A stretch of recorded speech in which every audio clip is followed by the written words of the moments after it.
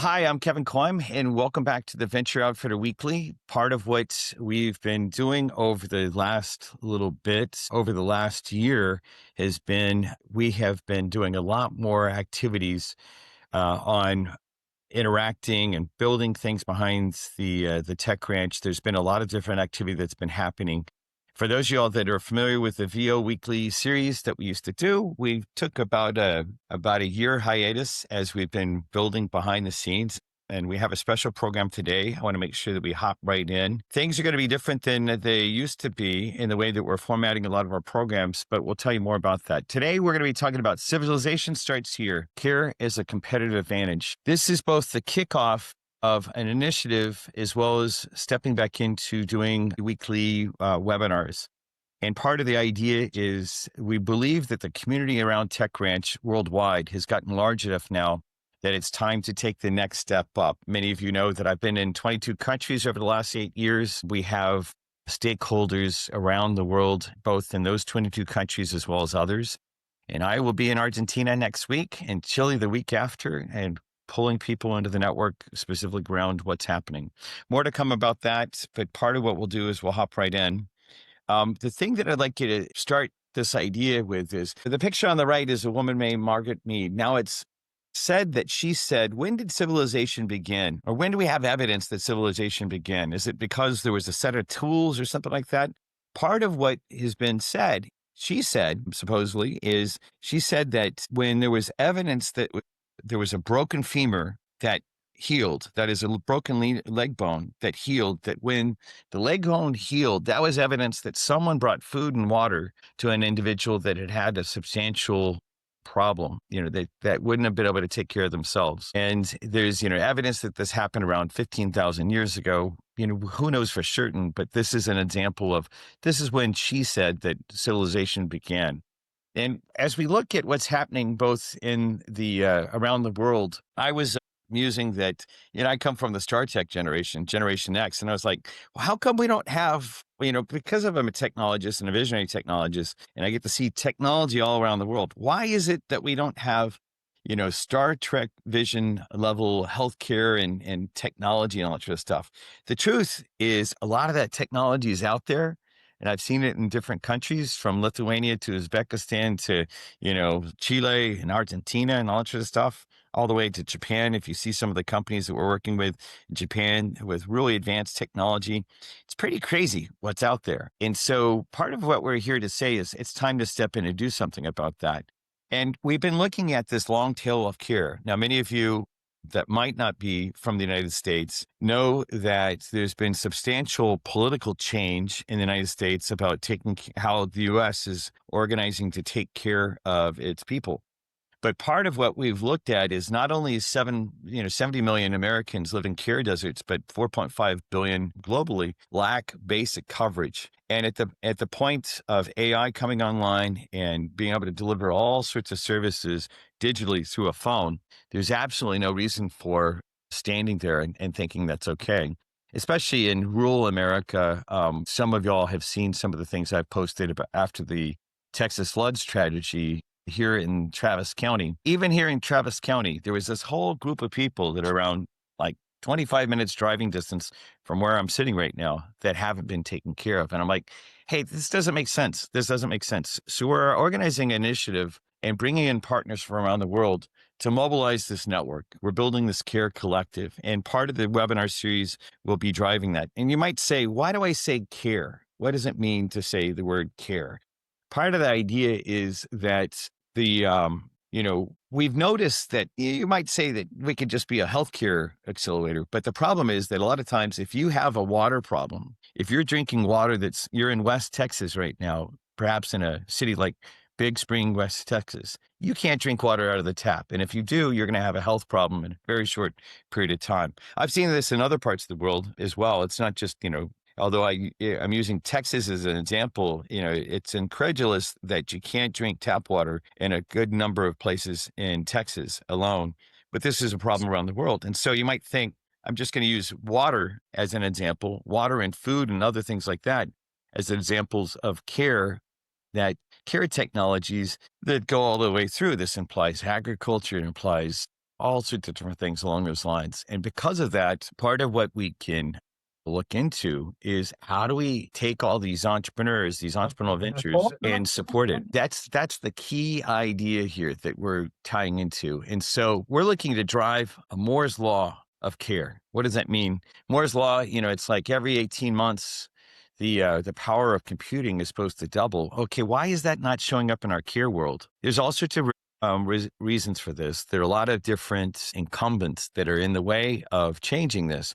But when you stand across country, even just between Texas and Mexico, or when you stand when you look at the technologies we're getting to touch in Japan and helping them land, whether in Mexico or Texas, or, those of you all that know my schedule, 8 weeks ago, I was in Madrid, Spain, whole different other set of things. It's really amazing what we can actually tie into. And so we want to do what we've already been doing. There's not necessarily anything new that TechRanch is going to do other than we're really going to focus in on this whole set of ideas and ask the question, how do you care?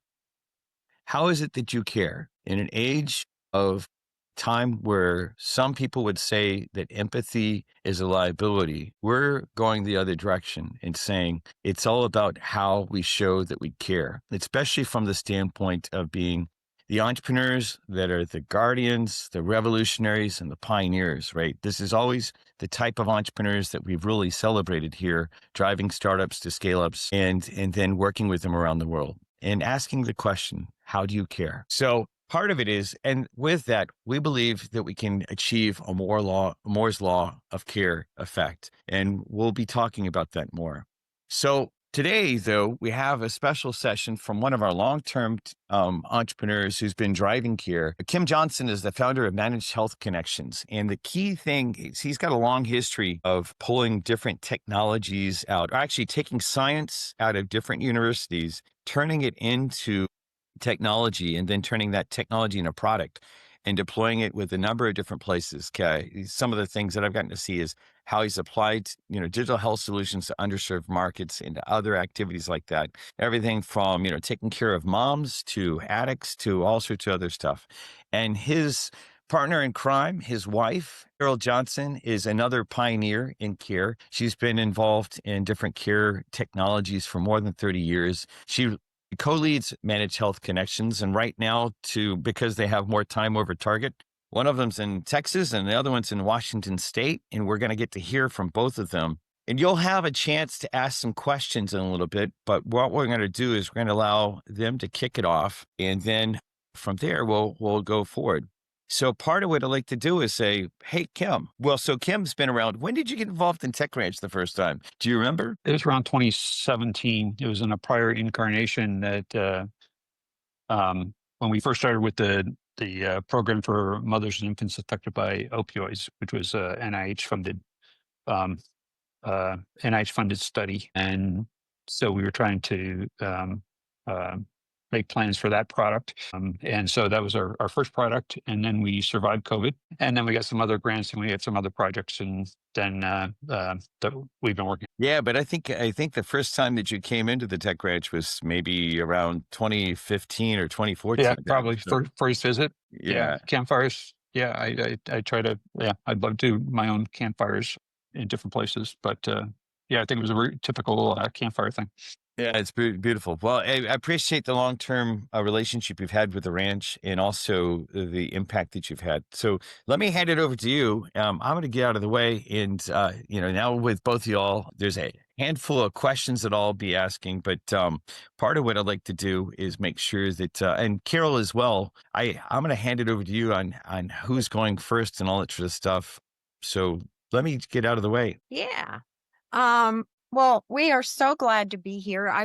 Kevin gave a great background to care, and we're talking about care as a competitive advantage. I wanted you to contribute what you think your competitive advantage of care is in your product or what you're working with. And just put it in 1 or 2 sentences in the chat and hit send. And we're not going to read them all. We'll look at them all later. but what's your definition of care? Because care can be lots of things. Wondering if there's anyone else that actually wants to throw a few in there. I know there's a handful of people that are actually sharing right now. Yeah, unmet needs, taking care of unmet needs. I'm Mhm. driving. Can I say mine verbally, Kevin? Sure. Okay, sorry about that. For me, it's about a customer experience that creates an environment where people want to continue their care. Great. Thank you. Carol, do you want me to read these out or? I think Sure. people can get them at the end. We can share it. Let's go ahead, and there's all kinds of care. There's the general looking after someone, keeping them feeling responsible, and I love the customer experience and helping people unprogram. And there's healthcare, and that's a whole area that our services involve. There's the whole social and emotional care, which is really where a lot of my work has been done, providing all the things that you need for daily living that are in addition to medical and brain care. And then there's a whole theory of care. Carol Gilligan, I refer you to her. She worked in the 90s and 2000s at the University of Chicago and at Harvard, and she prioritizes the relationships and compassion over abstract rules or principles. And I think that's really important to figure out how to do that, especially when we're using technology, so that our people aren't widgets. So my background is quilted. I started out as a psych nurse in New York City.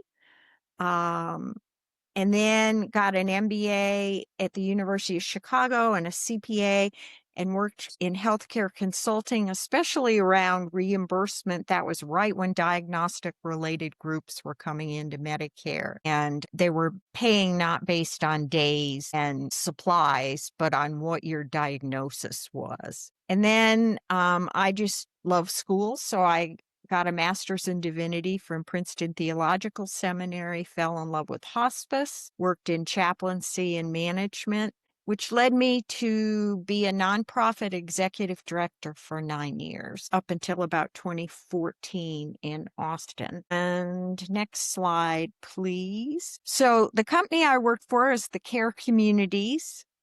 And in all of your companies, there's a problem that you're working on fixing. Our problem was that beginning in about 1990, people were dying of AIDS or cancer all alone without a support system, especially dying of AIDS. They were being thrown out of their families. And so that the community wanted to come together and do something to provide care. So our approach was to mobilize volunteer care teams to come in and provide all those things that family members provide, social and emotional assistance, not medical care, although they did end up changing dressings and doing things that probably back in those days you could do that without the liability. Now you can't, but we mobilized the care teams. And so the result was that when I came in 2005, it had been well funded, and it lost funding and plummeted. When I was there, we grew the number of people served from 50 to 450 and increased the number of volunteers used annually from 200 to 1,000. Success was measured by people not dying alone. And it was also measured because volunteers reported that they got more out of the experience than what they gave to their care partner. And I think that's the magic of care, is that it takes a reciprocal relationship, and both sides of that relationship are benefit from that. So what were the challenges? Funding was a big deal. Initially, it was funded by the Ryan White Care Act, the federal government, but that as AIDS became more treatable, that scaled back, and they had just lost all their funding when I started working for the care communities. So we relied on grants, we relied on AIDS and cancer bike rides and donations. The budget, I raised about $1 million budget every year with no fee for service, and it was really not scalable. It was lovely work, but without funding sources that weren't as intensive, as labor intensive, it wasn't fundable. The other challenge is volunteer recruitment. We were back in a time when we didn't have social media and AI. So volunteer recruitment was personal. It was interpersonal. You had to go out, you had to be there, convince people. It was manual, and it was very difficult to recruit in rural areas.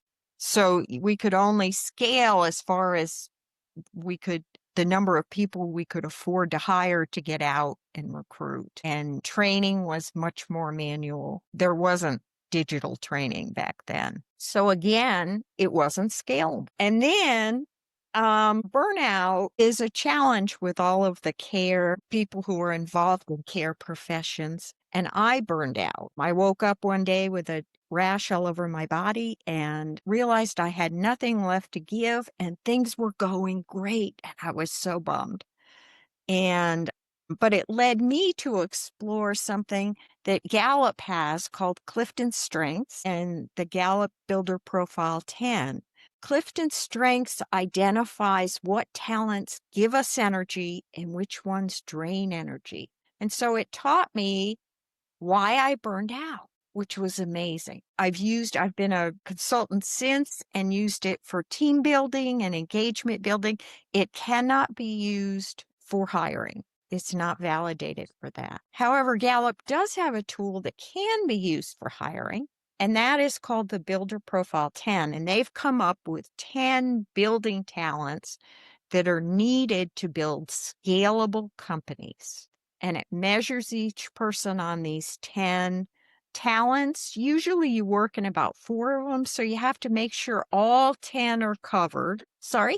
You have to make sure all 10 are covered. And it also rates the intensities and leads to a comparison with top quartile builder rankings. And this can be used for hiring. It's absolutely fascinating. I've done this on hundreds of nonprofit professionals, and I have found not one that was in the top quartile who was working in nonprofits, which says to me that there are really special skills for doing what you're all doing, building companies and making them scalable.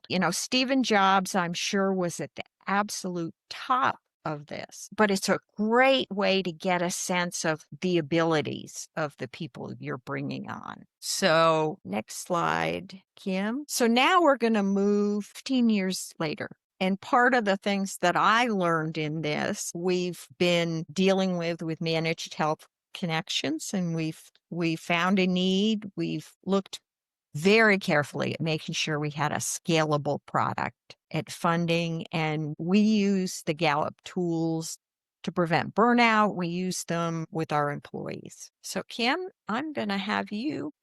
Yeah, as Kevin mentioned, I'm going to give you a brief update on the products that we have. And we have been funded by grants primarily, so we've been opportunistic. They all have a certain theme, but we have 2 products that we're working with. One is Apropos Health, and the other is called Neo Withdrawal. But a little bit more background about us. Our story, one of the reasons that we think this is really important work to do is our second son, who's adopted, was 2 years old. He had been removed from parental custody at 5 months due to the presence of illegal substances in his bloodstream at birth and due to continued parental substance abuse. So basically, they went and checked in on him, and the birth mother had left him and pretty much abandoned him. And just there are angels in the world. He was a foster mom who just recently passed away at the age of 92. That gave him structure for a couple of years until we adopted him. But he is now a proud university graduate he's an Oregon Duck, and he's successfully working actually up here in Spokane in banking. So his path was not easy, but it was rewarding. And we see the impacts of substance use disorder, and we know that it's there's a successful life out there, but we we're always looking for ways to provide options and support. So we really think it's part of our mission. And so we have, from my background at the University of Chicago and following an personal interest, is we came across this will tell you about this therapy called contingency management, which really rewards for behavior. It's a behavioral economics approach, but it's also a clinical approach. And when she talked about behavioral economics, one of the people that you have to go to is Richard Thaler, the author of Nudge. And he said, my mantra is, if you want to help people accomplish some goal, make it easy. So that's a lot of what we try to do. Our mission is to provide advanced technology that simplifies the effort required by patients and clinicians and caregivers to improve substance use disorder outcomes. And we're beginning with alcohol use disorder, but as Kevin said, we have lots of other places we can apply it. So the problem, we see that there's barriers for patients and providers, access to clinicians. For patients, stigma, time requirement to go to individual group sessions. For providers, they need more clinicians to scale. So patients should be treated, they don't go to referral. So we think there's about 27 million people in the US that don't receive treatment. We think that we can potentially reach 14 million of them with a better solution. So it's about making it simple and making access to care. What we do is we provide a digital therapeutic treatment, which automates contingency management, which is rewards for behavior. There's a lot of documentation we actually collect samples that show that somebody is not using alcohol. We have a machine learning risk predictor for clinician review. Fortunately, we have about 28,000 samples of inputs from our trial to help refine that model. And we provide analysis of risk factors based on a framework called Addictions Neuroclinical Assessment that says there's a cycle that promotes addiction, and we give clinicians input into what may be affecting that person's use of alcohol. And I'll show you our mantra is we can provide an effective treatment for if patients participate in as little as 10 minutes a day. So what I'm going to do is, if I get this thing to work out, Kim, you need to be on slideshow. I'm in slideshow. So here's a demo of what it takes for a patient to participate 3 times a day. We collect and verify the user's identity, ask some simple structured questions, including location. They get the results, and the clinician sees a dashboard of who's at high risk, medium risk, to triage, and they can also drill down into individual patients' status. So what happens if we can make this work? We think that the total available market for the U.S. is about $5 billion. We think we can identify about 3 million patients that we could attract. And if we get there, we think it's a pretty successful, scalable business. The other product that we have, we talk about this, is that in the early, like 2017, 2018, there's a massive change in the treatment of women and infants affected by opioid use disorder. In the blue box, we developed training and tools for mothers who had been diagnosed with opioids. Their infants are diagnosed as having a syndrome called neonatal abstinence syndrome or neonatal opioid withdrawal syndrome. So we have tools that help the mom while they're in the hospital after delivery. What they found is the prior procedures were giving the infant doses of morphine or other methadone, things like that, in reaction to the symptoms. But what would happen is the babies would be in the hospital NICU for 10, 15, 20 days. What they found is that the maternal care, the comment is the mom is the medicine. Okay. So what they found is that if you can keep the mom and infant together in 5 days, you can reduce the pharmacologic therapy and train the mom on how to do non-pharmacological care, like rocking, et cetera, to make them better. What we have is a plan to what we see in the marketplace in rural areas is when they leave the hospital, the hospitals that care for infants that are affected by neonatal abstinence are largely urban, but the patients are sometimes rural. So there's a gap. And we want to follow them for the first 2 months of life, 2 months after delivery, because that is the primary area where maternal overdose occurs. As Kevin said, we've been working with a lot of research partners. We work with Washington State University. That's part of the reason I'm up here. We have a machine learning team that's also based up here. We do some work with the regulatory consultant out of Austin, and we're always looking for new collaborations. We have a pending relationship with a major U.S. medical system on alcoholic liver disease, which we hope to move forward here in the next couple of weeks. And so we're really good at taking clinical problems and adapting them to make it easier for patients and clinicians that serve them. Where are we going? We want to expand our products, the features that we deliver, and the conditions we treat. We want to reduce our reliance, as Carol said, about funding. We have been funded by NIH. It's a very long, tedious process. You can have a review where two people give you a score of a high number of 1 and 2, and one person doesn't understand the product, and they drag down the whole score. It's been very successful, very non-dilutive, but we believe that we can do the basic pilot data with private funding or funding from family offices, et cetera, that are interested in these conditions. We want to scale our marketing. Some of you know we've been working with Green Room, Christian Norton, and folks out of Austin. Want to enhance our machine learning risk model. We have a unique way to incorporate data from other studies and other conditions to try to adapt our risk prediction model for multiple use cases.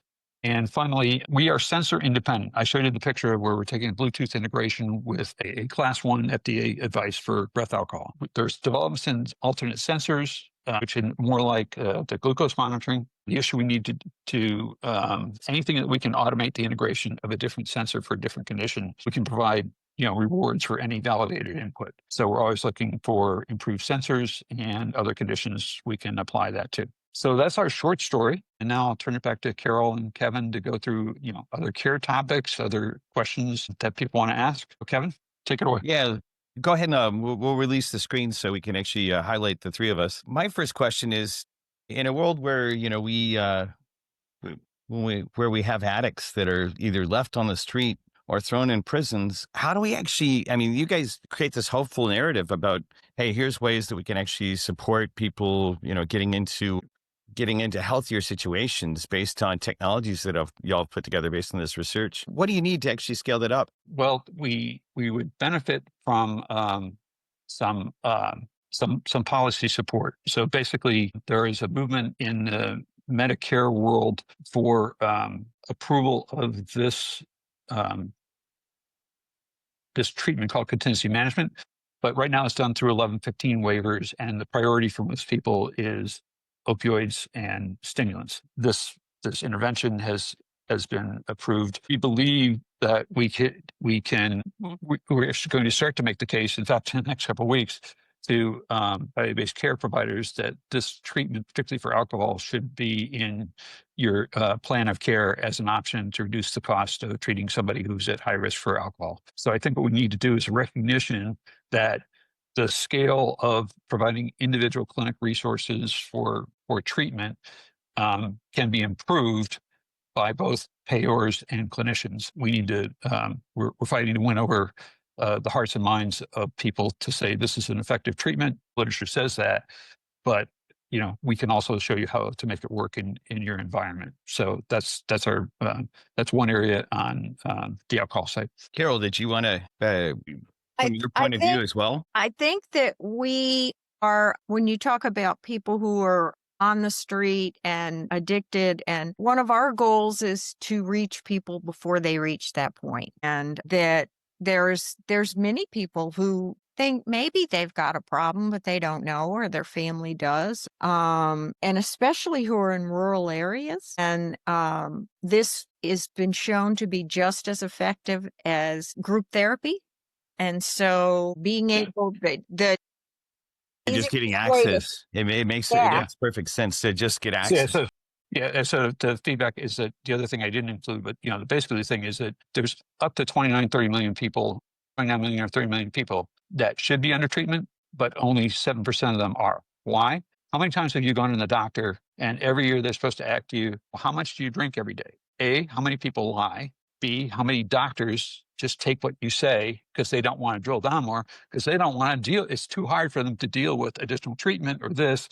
They have 15 minutes and want to get you out of the office. Yeah, but when you think about the downside of the one person that walks out of the office, goes to the bar, gets a drink, and drives his or her car into someone else, right? Just the amount of like cost and carnage and suffering. It's insane to think that there's not a way to shift the narrative.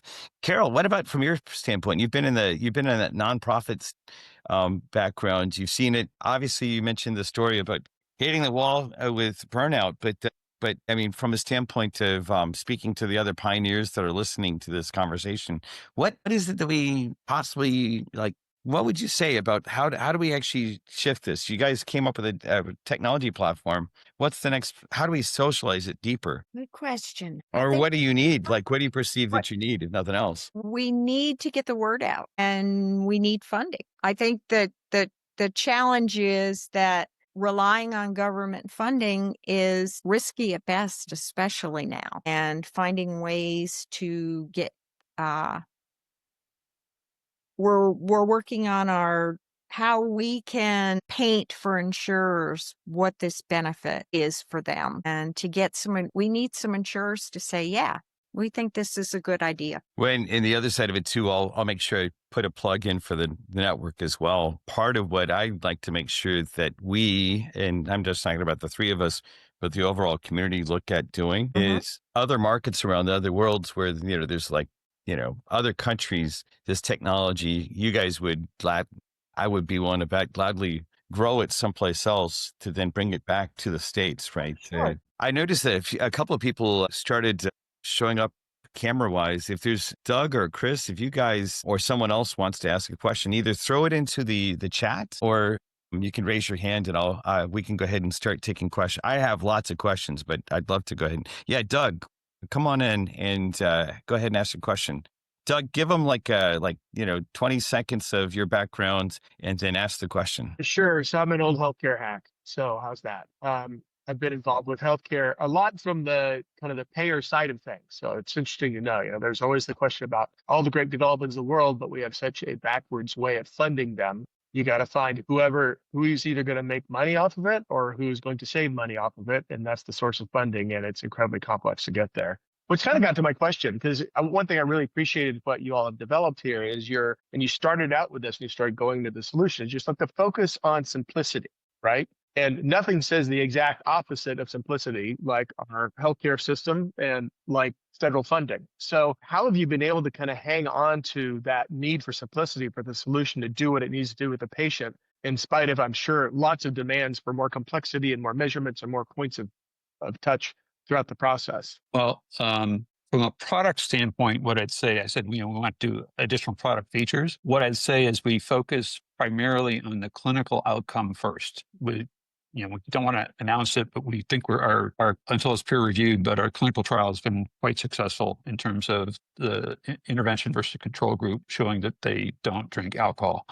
What we have, we didn't start from the standpoint of gamification, right, in terms of engagement and things like that. So what we did is we tried to focus first specifically on the clinical outcomes to keep it simple. I think we already have ideas and some of this other application we're looking to with alcoholic liver disease.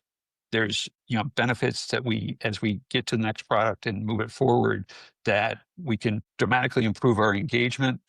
And we can provide additional depth. What we did also is we started with a core group of structured questions called ecological momentary assessments. And so as you refine the product, we can reduce the amount of time it takes and add other specific questions for different conditions. So I just say we focus on the clinical outcome first, rather than saying, "Oh, this is a new game." If that is on target to response. If not, I'm sure you'll tell me.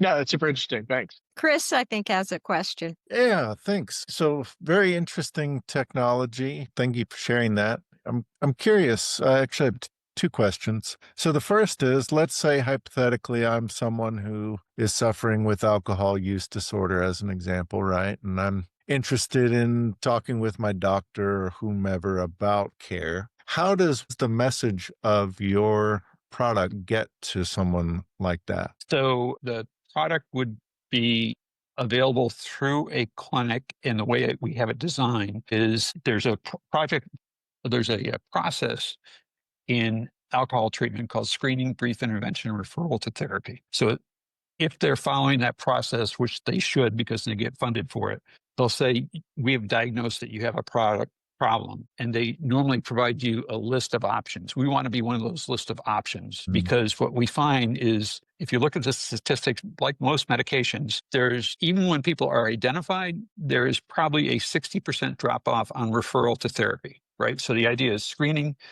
get somebody's attention, and they don't make it to final therapy. If we had the opportunity to have them at that point say, hey, if you don't have time for group meetings, don't have time for individual meetings, don't have time for this, here's the solution.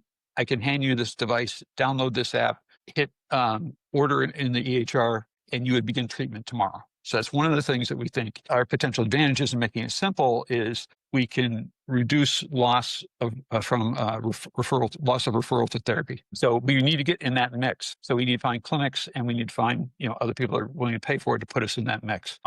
There's the clinicians. Anyway, that's our objective. Yeah.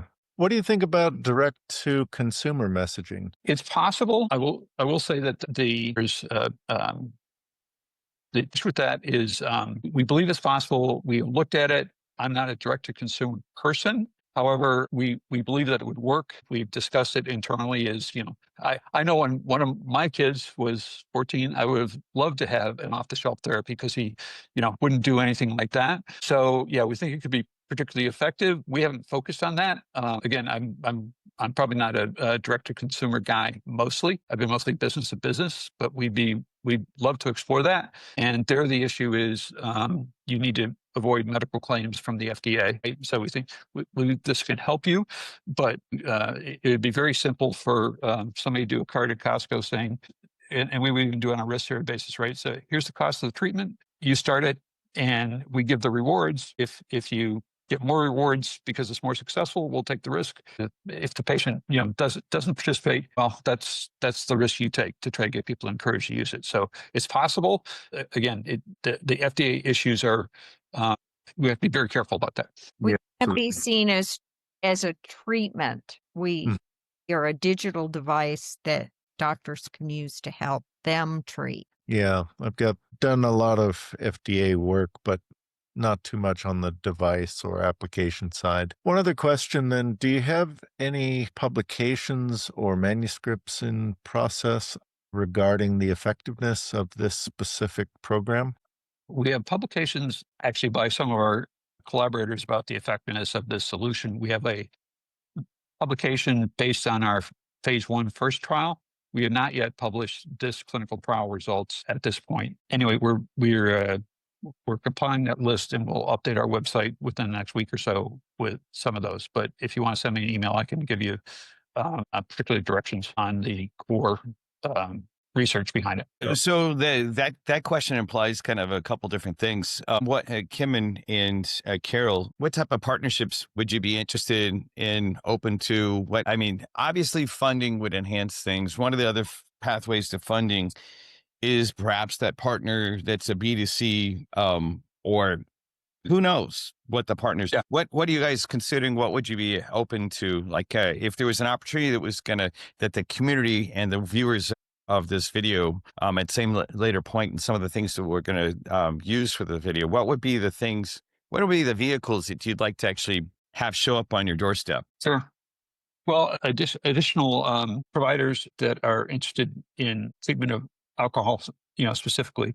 So basically, I have some targets in mind of large provider networks, some who deal with the VA population. Secondly, as far as future products and pilots, there are some people using this technology in smoking, but we believe we could do, comorbidities of smoking and alcohol. And I'd say thirdly is, as I see that the pipe dream, the long-term capabilities is one of the features that we're designing into the transitional care. There's a study by a doctor out of Harvard about nudging patients into postpartum care. So I hear from my doctor friends that, I have this value-based care principles, right?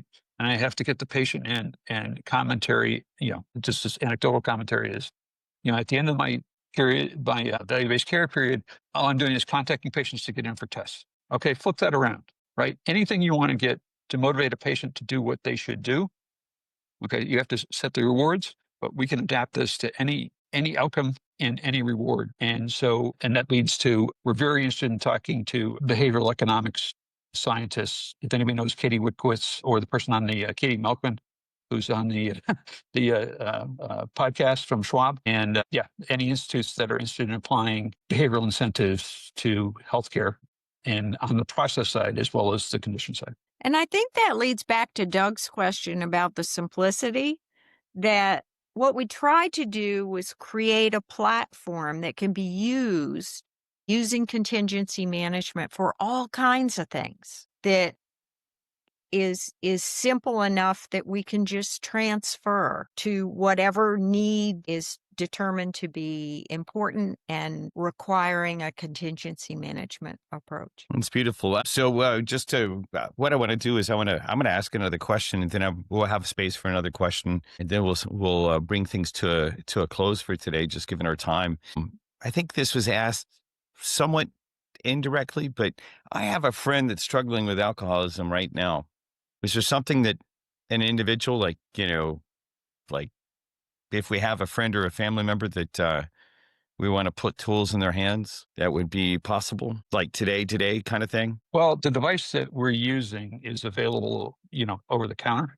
But like I said, with the actual clinical program we have, we can't. I mean, we could, but I don't want to go to jail. I don't want to get cease and desist from the FDA.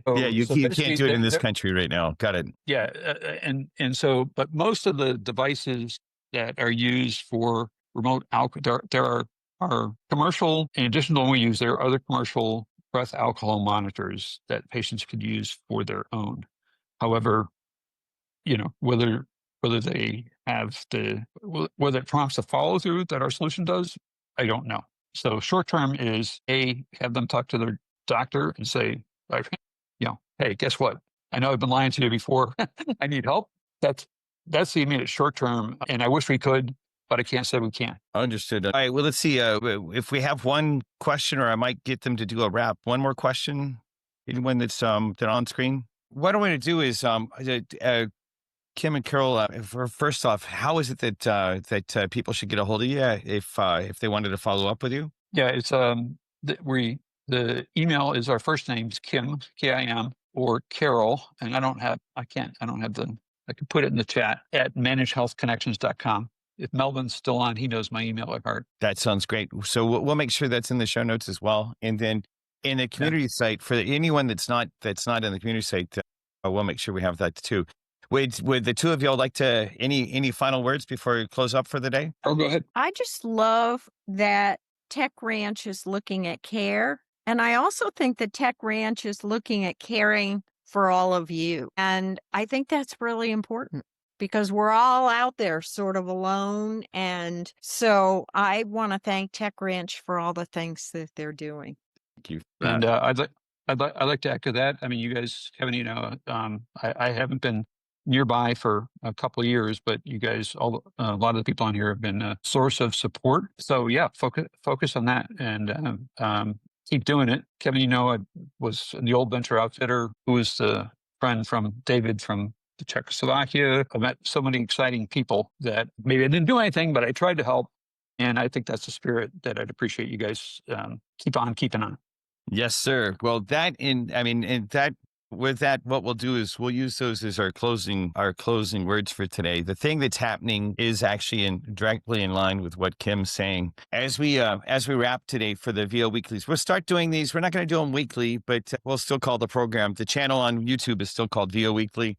It would be every couple of weeks, we're going to have webinars, but part of what's really happening, like I said, over the last 2 years, there's been a little bit of a hiatus, especially over the last year with regards to this program. Part of what's launching is we've already got the community sites going, and it's got around 400 people on it right now, but we're going to really get much more aggressive about that, because the thing that Kim's talking about, when you don't have a lot of financial capital, and even if you do, you need social capital no matter what. For building things, especially things that are revolutionary and pioneering, like what we see from Kim and Carol, you have to have other people around. And sometimes it can be just as simple as Kim mentioned a story about Texas and the Czech Republic being useful.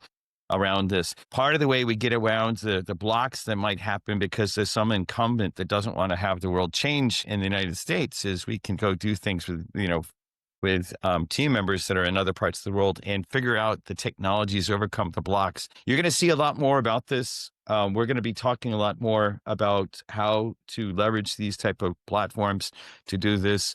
For those of y'all that haven't seen the community model, in effect, we'll be doing it both in person and much more online. Kim mentioned something called the campfire. I'll tell you more about that later, but part of it is how is it that we tap the wisdom of the crowd, the knowledge of the community to really drive things forward. That's partially what we're here to do together. All right. Well, with that, we'll call today closed. If you're not already in the community, there is a free. This is supposed to be a hidden URL, techgrants.com/connect. It's not one of the ones that's publicly visible on the website. But if you know about it, you can go in and say, "Hey, I'd like to be a mentor. I'd like to be a coach. I'd like to be a country manager. I'd like to be on your newsletter." Or I'd like to join your community. The most important out of all those different things is to make sure that you get involved in the community. There's going to be a lot of activity happening. We're going to be really starting to drive forward. It'll look a little bit like what you saw in 2022, 2023. And then as Kim referred to, some of the stuff that happened all the way back to the 2015 timeframe, but a lot more is going to be happening soon. With that, though, most importantly, let's go change the world for the better together. Let's go change the world and let us help you show how you care to the world. Take care, and we'll talk again soon.